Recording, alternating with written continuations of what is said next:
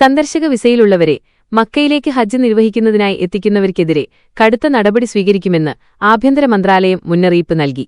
ഇത്തരത്തില് നിയമം ലംഘിക്കുന്നവർക്ക് 1 ലക്ഷം Saudi riyal, ഏകദേശം 22 ലക്ഷത്തിലധികം ഇന്ത്യൻ രൂപ വരെ പിഴ ചുമത്തുമെന്ന് അധികൃതർ വ്യക്തമാക്കി.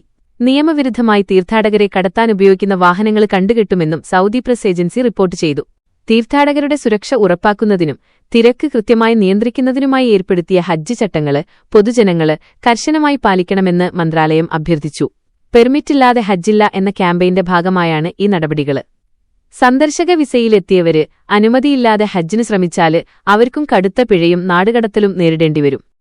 നിയമലംഘനങ്ങൾ ശ്രദ്ധയിൽപ്പെട്ടാല് മക്ക, മദീന, റിയാദ്, കിഴക്കന് പ്രവിശ്യ എന്നിവിടങ്ങളിലുള്ളവർക്ക് 911 എന്ന നമ്പരിലും രാജ്യത്തിന്റെ മറ്റു ഭാഗങ്ങളിലുള്ളവർക്ക് 999 എന്ന നമ്പരിലും വിവരം അറിയിക്കാവുന്നതാണ്.